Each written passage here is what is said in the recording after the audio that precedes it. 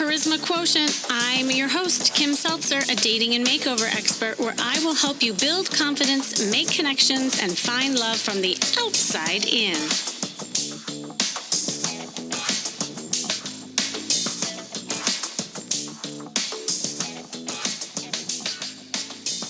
What if I told you that you could gamify your love life? That sometimes when you put sweat, determination, and a little challenge into the mix when dating, you can get great results. And for those of you who've been following me for a long time, you've heard me call myself many different names, right? Like, I've been a therapist for so long. I obviously identify myself as such.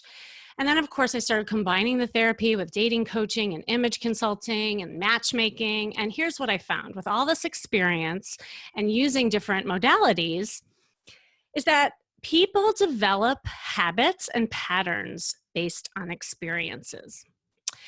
And that what you really need is a strategy to help you break those patterns so that you can create those new habits.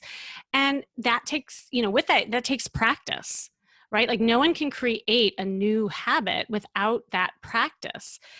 And especially because our default button will always go back to what we know. That's our comfort zone. So with that, after you have practice, that's what starts building the new skill set. And so nowadays, I'm really calling myself a confidence therapist and an authentic dating strategist, because I believe that's what we all need. We need strategy.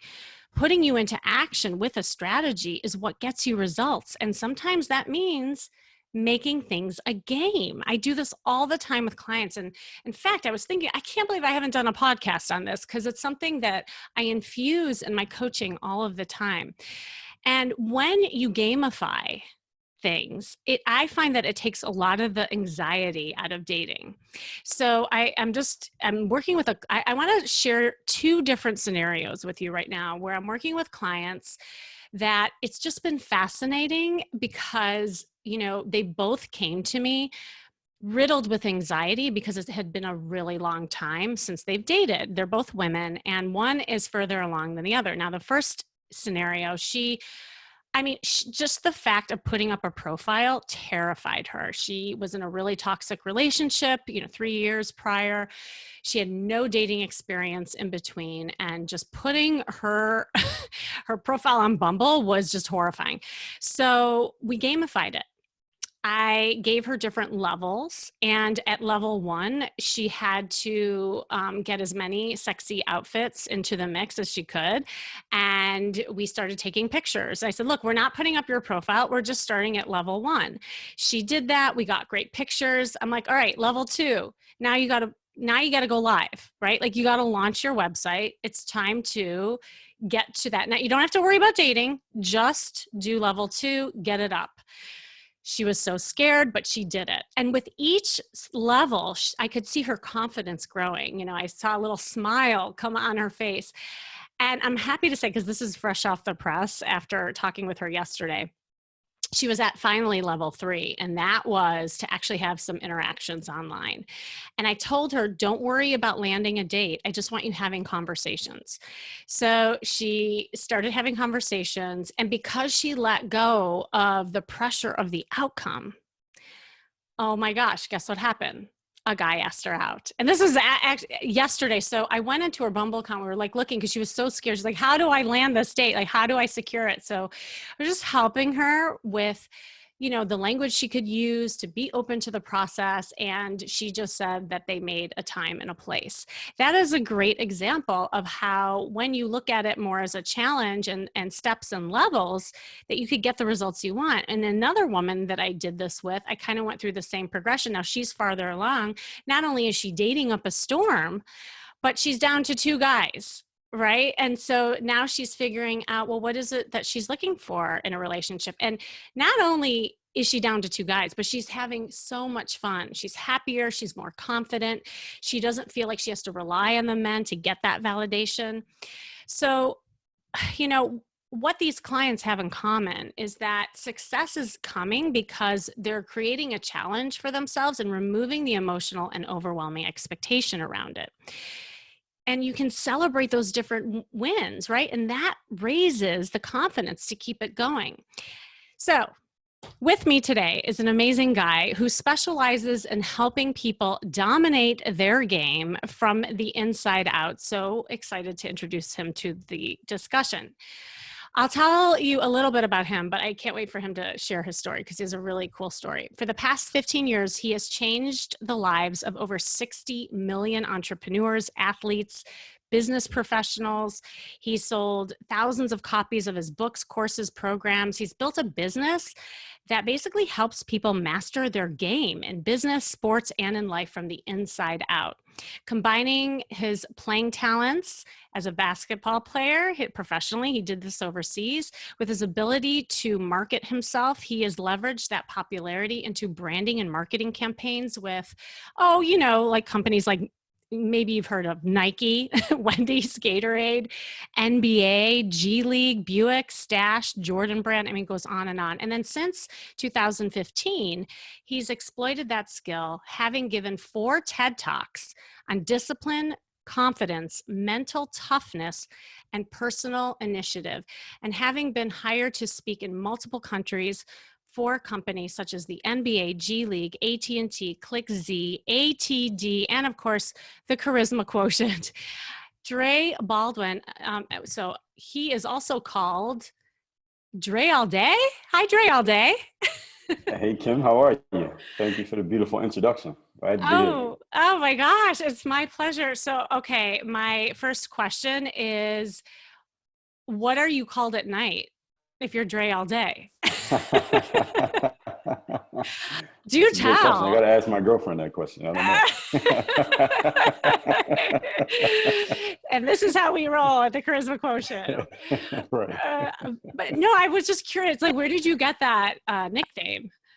Well, I always had an idea, Kim, that I was going to have a website that was by me and about me. And this was back in probably around 2000, 2001 when I was still in college, because I saw that websites were out and people were making their own websites. I said, man, I want to do that. Make a website about me. I don't know what I was going to talk about or what it was going to look like or how to do it. And then when it got around the time I was ready to do it, this is around 2007, I saw, you just go on GoDaddy.com and you register it. And it was only like, $10, $11. I said, okay, I'll do it. Now, the first thought was just name it after me. I was going to call the website DreBaldwin.com, but I'm like, man, that name doesn't ring. People aren't going to remember DreBaldwin.com. So I had just read this book called Pop, P-O-P, author by the name of Sam Horn, female. And that book is all about coming up with names and titles that kind of ring out. And the POP stands for 3 things. I can't remember what it was. The first one was pity, but I can't remember the other 2. So I'm just thinking, what is it? What can make sense? Something that can be alliterative or something that rhymes or something that's like catchy. So when somebody hears it, they don't forget it. And I just thought for a few days and I came up with Dre All Day. I said, that's perfect. And that's how I got that name, Dre All Day. I made it up. I love it. And it's so fun. It's a fun name, and it is memorable. And that's one of the things when I'm teaching about dating, it's like, doing things like whether it's a name or an emotion, something that is memorable, that's like what people connect to, really. That's right. So anyway, we digress, but it is a good segue into your story, because I do want to hear how you got here. Yeah. Okay. Well, I'll give you the 90-second version. I guess we'll dive into the details as we keep talking. So my background, I come from the city of Philadelphia, Pennsylvania. I've always been into sports. So I played, backyard or back where I'm from, we had driveways. We didn't have backyards. We were on the concrete. So we're playing kickball, football, basketball, and people's, the little portable court so you can adjust the height of the rim. We did that. And the first team sport I tried to play was football, tackle football. But my parents couldn't afford football equipment, so I never really played football seriously. Then I played a little bit of baseball, but after a couple of years doing that, I realized I didn't really have talent for baseball, even though I was playing a lot. So then I tried basketball. And where I come from, everybody plays basketball simply because there's a basketball court everywhere. You don't need grass. You don't need good weather. Well, you do need kind of good weather, but you don't need any equipment. You can just show up as you are and play basketball. So everybody where I'm from plays basketball. And when I first started playing, this is around age 14, wasn't very good, but I had some inkling belief that I could become good. So I kept playing, practicing on my own. I didn't have any trainers. Nobody took me under their wing. Nobody taught me. I just kept practicing on my own. Didn't make my high school team, so I was a senior. which is not a good thing. I sat on the bench, averaged 2 points per game. For those who don't know basketball, 2 points is not a lot in basketball, maybe in soccer or hockey, but in basketball, that's not a lot. And at the end of high school, people probably would have said, hey, this kid's going to be good at something in life, but probably not sports. I walked on in college, and to walk on in college sports means you're not invited, you don't have a scholarship, but you just literally walk into the gym unknown, sight unseen, and you try to prove yourself. I walked on at the Division III level, which is the third tier of college sports, was able to make the team there, didn't set the world on fire in college. So when I graduated from college, I went to Penn State. I went to Penn State Altoona, which is the D3 campus. I had a degree in business, but I still wanted to play professional sports, which seemed very far-fetched because most D3 athletes, we don't even think about playing pro, let alone actually make it happen. But I was able to hustle my way in, make it happen, and start a 9-year career playing overseas. And at the same time, Kim, I put a video just randomly on this brand new site that had just come out that allows you to publish as much video as you want for free. It was called youtube.com. And that's where I actually started building my brand through content. And this is before we were using these phrases, build your brand and content. We weren't saying that in 2005. So Right. at this time, I have basically 2 careers going at the same time. So fast forward, I continued to play professional ball up until 2015. I kept publishing content and I started building an audience. And most of the people who know me from the internet don't know me from playing overseas. They know me from YouTube or my blogs or audio, things like that. And now for the last 5 years, I've been full-time CEO of my company, Work on Your Game Incorporated, where we take the mental tools necessary to succeed in sports and we teach how those tools apply to business and life. Wow. Whew, I feel like I want to breathe after that. That's a lot. No, you know what I'm feeling as you're telling your story is that there's so much movement. I mean, and I'm going to get very meta here, but you know, it's almost like there was a game within the game, and because you had to do a certain game to get where you are. And I wondered, you know, how did you push through to create movement? Because and this is what relates to dating a lot. I find so many times people will just stand still. They'll get in like analysis paralysis, or they'll be still in fear, getting past that where there isn't any movement. And we all know that that's what creates the change, is that wind behind you. So I'd love for you to talk more about that. Great question. Well, this whole philosophy that I teach now, I had kind of the seeds of it in my head all through probably from the time I started playing sports. Mm-hmm. This whole work on your game philosophy is based on 4 principles, and one of them answers your question. So it's discipline, confidence, mental toughness, and personal initiative.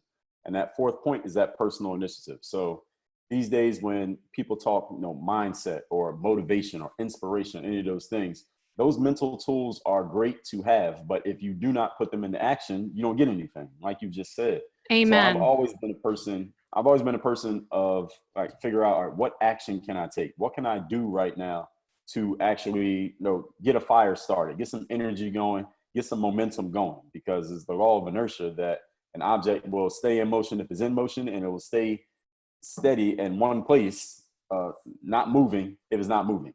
So I've always been a person who tried to figure out how can I, create some energy and get something going. So I had to do that again, playing basketball, practicing to finally make the team in high school, walking on in college, playing pro, starting this brand and business online before I even knew what I was doing, that I knew that that's what it was. And then finally, I think maybe when I stopped playing basketball, I finally had an idea that was kind of already working. But all those other times I had to start something. And even still today, as a business person, as well as I do, Kim, you still have to start things because there's a lot of competition out there. You got to get yourself seen, heard, and known. Life is a game. It's so true. And I mean, you can fall victim to, kind of that losing, mentality, or you can look at loss of a game as a wind behind you that actually thrusts you into the next level, right? And Mm-hmm.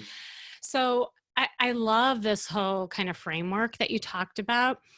Is there like certain steps that you could share with the audience of, how you break it down for people? I know obviously this is like a bigger program that you teach, but maybe just like 3 or 4 action steps that people can do to get moving and gamify it for themselves. Sure. Where are they trying to get to? What's the outcome? Well, Yeah. Okay. So I'll give you a scenario. We'll Like, put some let's questions. say, let's do some Okay. role playing here.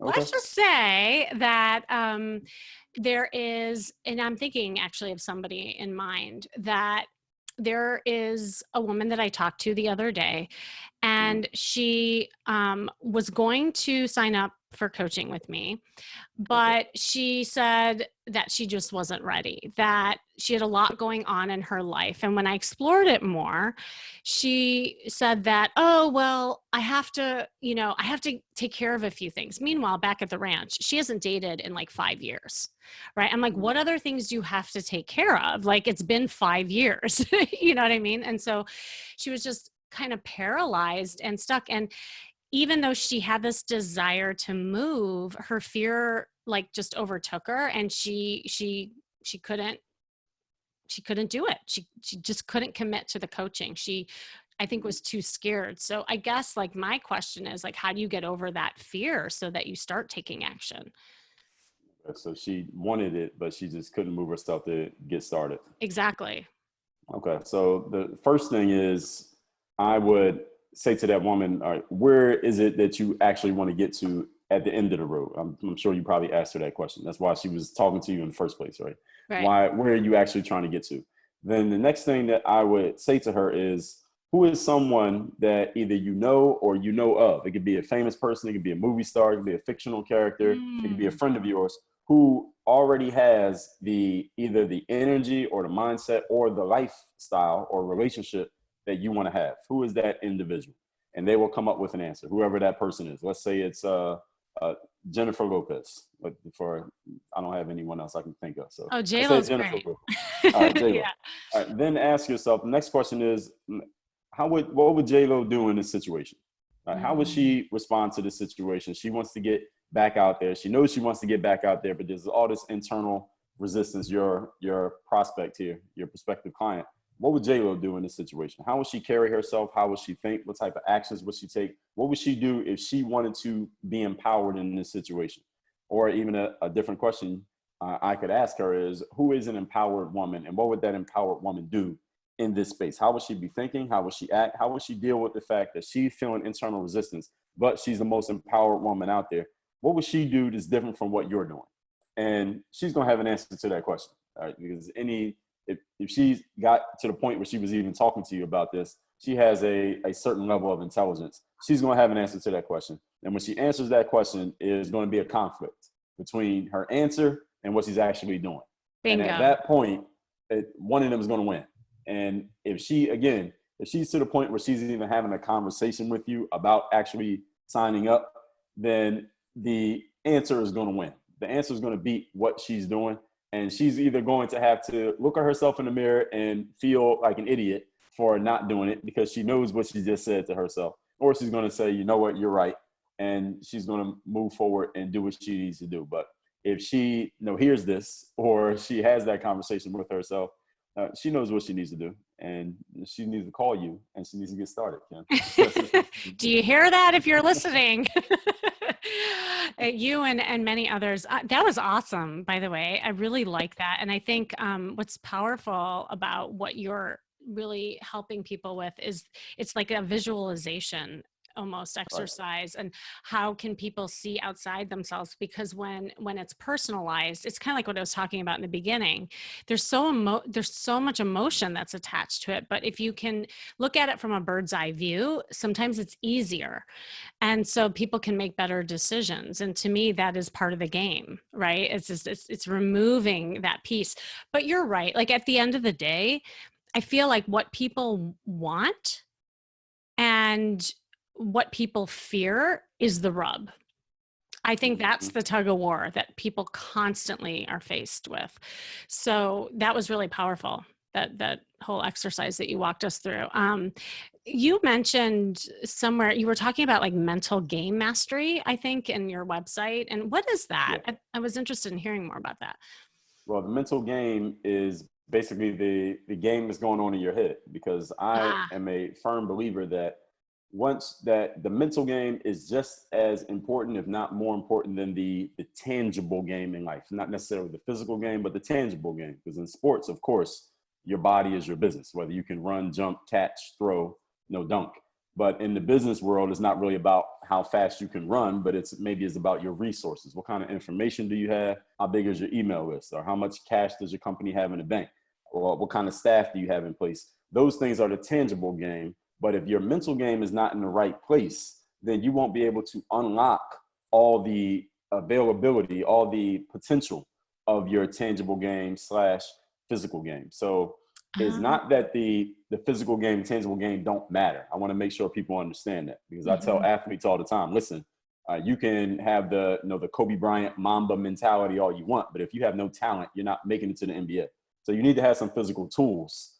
Now, once you have a certain threshold of physical ability, or in the business world, if you have a certain threshold of you got the right product and you have the right audience and you have a list and a way to contact them, then the mental game activates that and it takes it to another level. So it's understanding that mental game, what I talk about there when I say the mental game, that's basically what I say instead of saying mindset, because mindset kind of goes in one ear and out the other with people. And at the same time, since my whole philosophy is work on your game, I want people to understand that we're talking about the game that's going on in between your ears, and you have to master that in order to make the most of your tangible resources. Oh, I love that. That's super cool.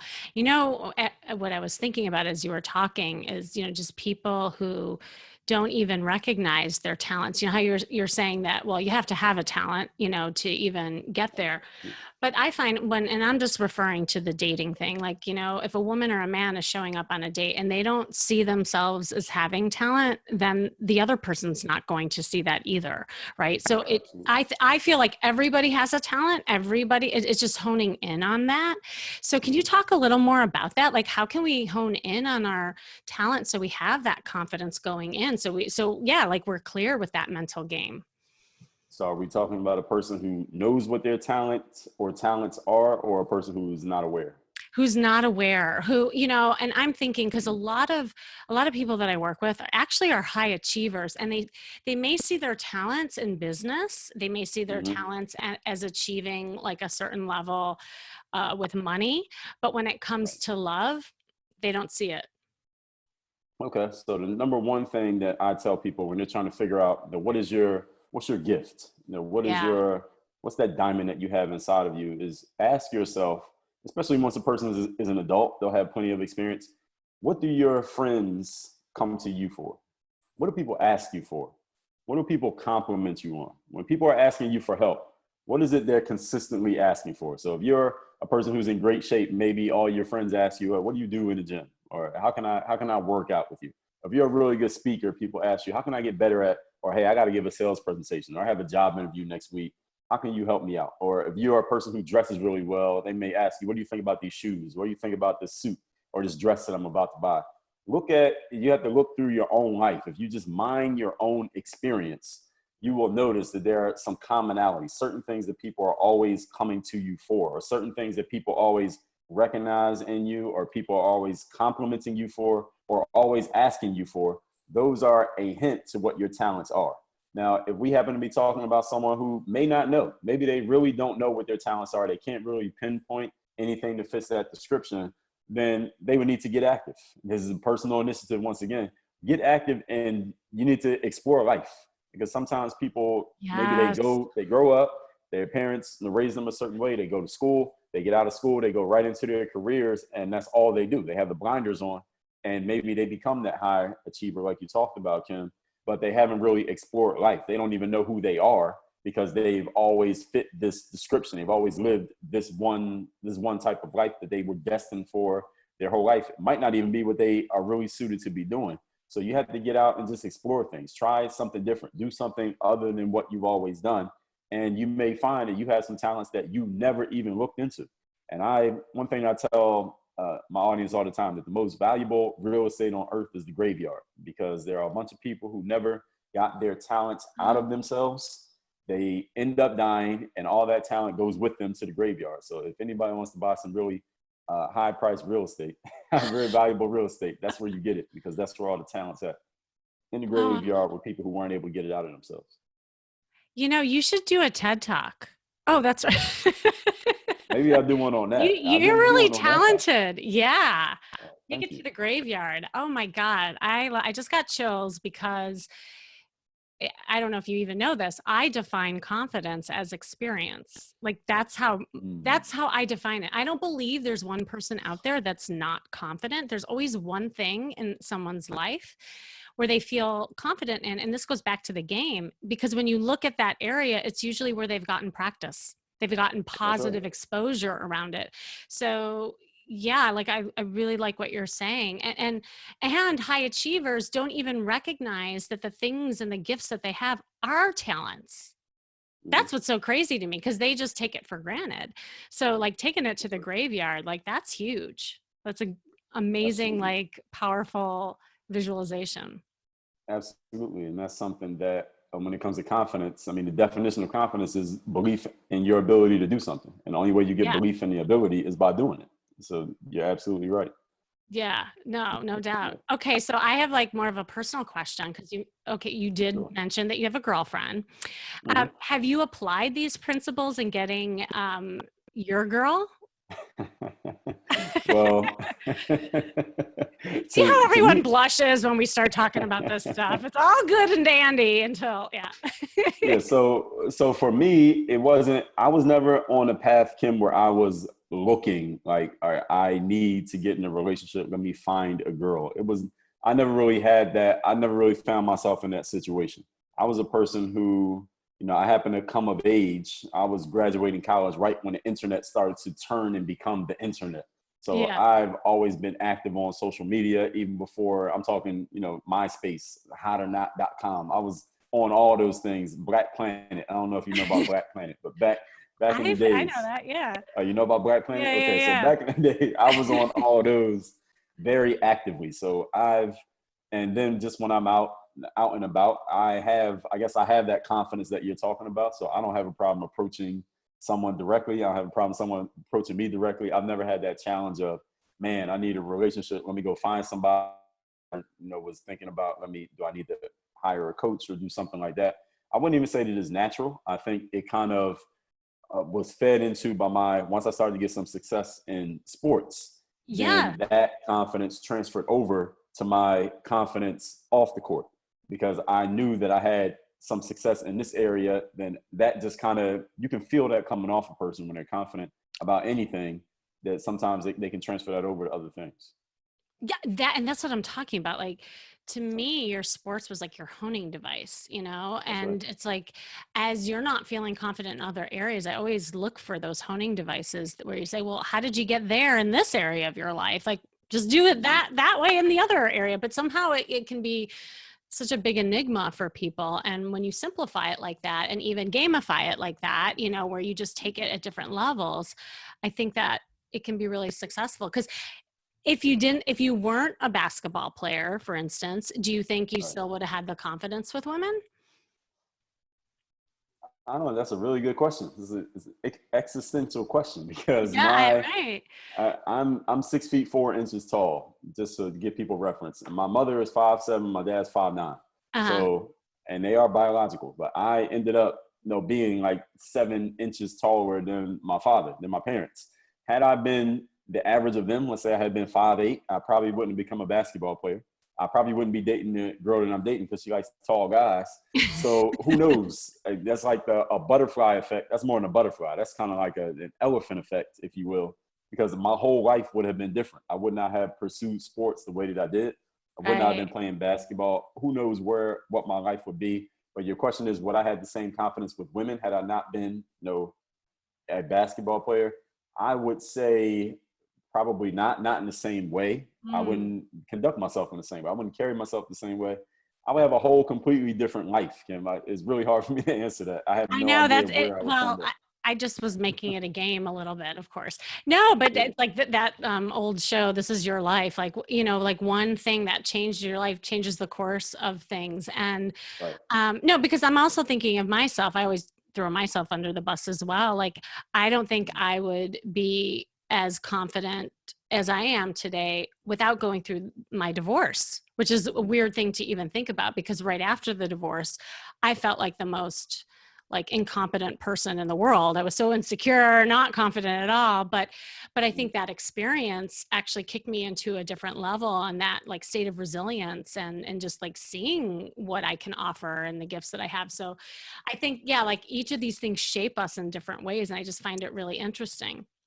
Right. And I think another thing that I thought of when you asked me about that or when I mentioned being a basketball player and that confidence bleeding over into life, whenever things weren't working out in basketball, I didn't feel the same confidence outside of basketball. Like if I say I had a bad game or I was a free agent, I didn't have a contract and I'm looking for my next job, I don't know when it's coming.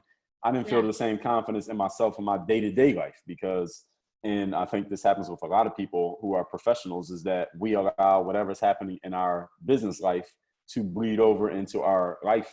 So if we're doing great in business, our Mhm. confidence goes up all out of work. And when we're doing Yeah. terrible or things are not working, then our confidence kind of dips a little bit. And that energy, people can feel that. People can read that coming off of you when you are, feeling yourself, as we say, and when you're not.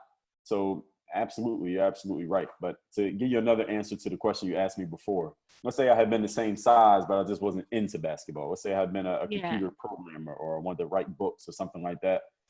It's really hard for me to imagine, Kim. It's really hard because I've been an athlete since I was, 5 years old. I've always been into sports. So I always saw myself going there. So that was the only thing I was ever able to visualize. So had I not done that, I like to think that I would still have the same confidence, but who knows? Because I don't know those worlds the way that I know the sports world. And I don't know how to translate from those worlds to everything else the way that I know sports. Well, right, because that has shaped you in so many ways. Right. I mean, that you identify Mhm. yourself as coming from that place. So it's an interesting conversation. And I mean, I think I threw that question out more in a sense to give people hope that really, I mean, it doesn't matter what your life experiences have been. Everybody has something in their life that can thrust them and keep them moving like it did with you, and it's just finding what that is to like take those kind of small steps that add up to that bigger win. Cause I truly believe that's the name of the game. Absolutely. Yeah. One step at a time. One step at a time. Yeah. So do you, I like, there's so many like gold nuggets that you had on this episode. Thank you so much for coming on. Are there any other like words of I wisdom got that you more if we wanted? can keep going. I know, right? Like I totally could keep going. Well, I was gonna say, is there any like last words of wisdom that you wanted to share, or like thoughts based on what we were talking about? Sure. I mean, when it comes to for what specific person, before I answer the question, who should I give these I nuggets think to? just in general, like as we're talking about, mastering your mind and the confidence and the discipline. And overall, what I feel is coming out of this conversation is about movement, right? Like, Hmm. what kind of, I guess, last words that you would share with people around that? Sure. I'll tell people this just by breaking down what my whole philosophy has been about. The first step is discipline, the discipline of showing up every single day and doing the job or doing the Yeah. work, whatever that work happens to be. If that work is working on yourself, if that work is going to your business, if that work is writing a new blog post, but showing up every single day to do the work, that discipline leads to Mhm. your confidence. Confidence is fueled by discipline. You will believe in yourself when you know you have shown up, when you know you have done the work, you know you put the time in, you'll believe in yourself even more. And that level of confidence, other people can feel that confidence coming off you. When you're confident, you do not have to worry about yourself because you know you are taken care of because of your discipline. You can then project energy outward, which then draws energy back into you. Because everyone, even if you never heard that concept, everyone here has heard of and agrees with the law of karma, right? Karma is the energy that you put out, is the energy that you get back. So when you are self-conscious, that means all your energy is going towards you. Therefore, no one gives you any energy. But when you are confident and bold, you can put energy outward. Therefore, since you're putting so much energy out, other people give energy back to you. Now, at the same time that you can build that confidence, understand that life is life and humans are imperfect. Things are not always going to work out. There are going to be challenges in life. And this is where you're going to need your mental toughness. This is your willingness and ability to continue showing up and continue believing even when things are not working out the way that you expected. And this is really the difference between the, in my opinion, successes and the failures in life, because everybody has things happen to them. And one of the things that I talk about is, in life, you can either be a story or you can be a statistic. The statistics are the people who, everybody has things happen to them, right? So the statistic are the people who have something happen to them, and because that thing happened to them, they do not get to where they want to get to. They stop, they quit, they allow themselves to be stopped, or they just, they allow that setback to slow them down so much that they run out of time before they get to use up all of their talent. And they take all that talent to that valuable real estate called the graveyard that I mentioned. The stories are the people who go through the same stuff that the statistics went through. The difference is they fight through it. They keep going. They have the persistence, the resilience, the grit. They make it through. Then they get to the end goal, whatever it is. And because they made it through all that stuff and created success anyway, they get to tell their story. Now people ask them, how did you do it? How did you get through that? Hey, I'm going through the same thing you're going through. How'd you do it? I mean, Kim, I'm sure you use that in your business every single day. You get to tell your story because you went through the stuff, but you kept going. Everybody else went through the stuff too, but they didn't keep going. And the last step, like you talked about, Kim, we talked about many times here, is the personal initiative. All these things sound great when you're thinking about them and writing them down and reading them in books, but how do you actually put them into action? You have to get moving. You have to get started. And what I tell people is you only need about 10% of the information to get started. You will figure out the 90% along the way, and you will learn. You will iterate. You will make mistakes. You can modify your plans, but don't wait till you have 100% of the information, which is impossible because information is changing every single day. So if that's what you're waiting for, you're giving yourself a built-in excuse to do nothing. Take action, figure it out as you go. You will learn through action. We call it activity knowledge. Don't just wait to get it all from a book. That is what the whole work on your game philosophy is about. If I could put it into a neat little box there. Hopefully that was neat. Wow. I could listen to you all day. Like, right? Like, I'm sure you listening are feeling the same way. Just such powerful words. And what I like too, what you're saying, and I say this all the time, is you're coming from a place of empowerment, knowing that you have control over what you put out. Instead of things happening to you, you have the power to exude a certain energy, and it's all about how you feel. It's not about how someone else feels. When you love yourself and you feel good, that's when others will recognize and feel good with you and for you and to you. Right. And so that, and all of the above. And so that is, I love that. And I think the last thing that I wanted to share with what you said is when you're feeling like you have that control, I think that is like the deposits that get put in the piggy bank, like it fills up because there's so much value to those little things that you do. And I think that's where the abundance comes from, because the flip side is what you're talking about is the scarcity mindset, like, well, I don't know enough, so I can't do, but it's like, well, I'll figure it out. We'll just put a deposit, in there, and then we'll figure the rest out. So, well, thank you so much for sharing your wisdom, and you are such an inspiring person. Where can everyone find you? And if there's anything that, people want to hear more about? Sure. I'm on all the social media platforms. So whichever one you like, just look me up. I'm on it. I guess Instagram is the one that I'm most active on right now, but I publish on these platforms every day. YouTube every day, Twitter. I write articles damn near every day. Instagram posts. So Instagram is at Dre Baldwin.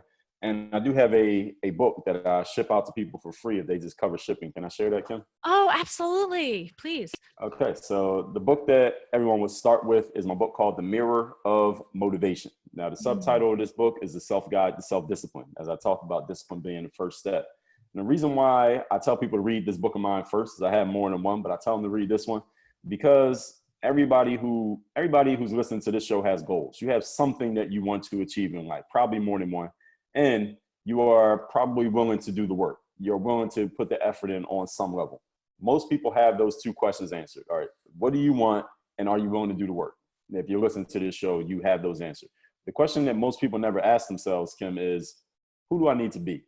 What type of person do I need to be when I approach life, when I walk into a room, when I look at myself in the mirror? What type of energy do I need to have? When you answer that question, when your being changes, then what you're doing will produce completely different results. And anyone who's listening probably has had a situation in life where you felt like you were doing everything right. You were not getting the results. But then when your energy changed, you got more focused, you became more positive. Maybe you became angry. All of a sudden, the same actions from before are producing a different set of results because your being changed. The Mirror of Motivation is a book that gives you the framework for controlling that being. And you can do it over and over and over again repeatedly for yourself. That's why it's called The Mirror of Motivation. And it's not a hype up book of me motivating you. It is for you to do what you need to do for yourself, because I'm not always going to be around.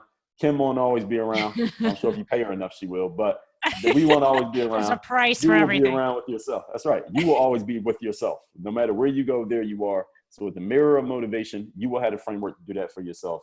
You can get the book for free. I'll ship it to you anywhere you live. All you do is cover a small shipping charge. You get the book at mirrorofmotivation.com. Mirrorofmotivation.com.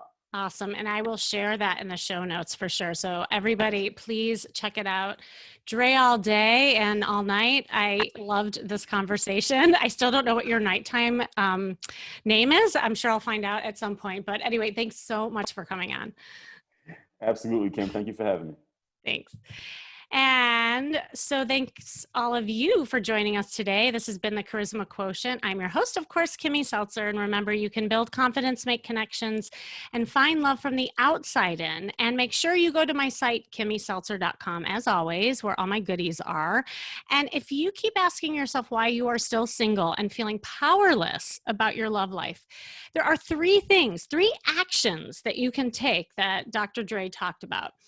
So first, join my free Facebook group. It's super easy. Get motivated, inspired by other women working on their love life. Second, you can grab my exclusive podcast audio course. This is super easy. It's called This May Be Why You Suck at Dating. I don't know how much more direct I can get, where I will help you learn to get out of your head and into his bed. And of course, it's filled with juicy audio-only episodes where you can access that right here and listen to it as you do my podcasts.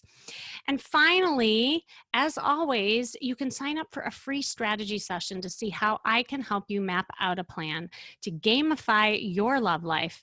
Remember, it starts with you, and working on yourself is working on your love life. That's all for now.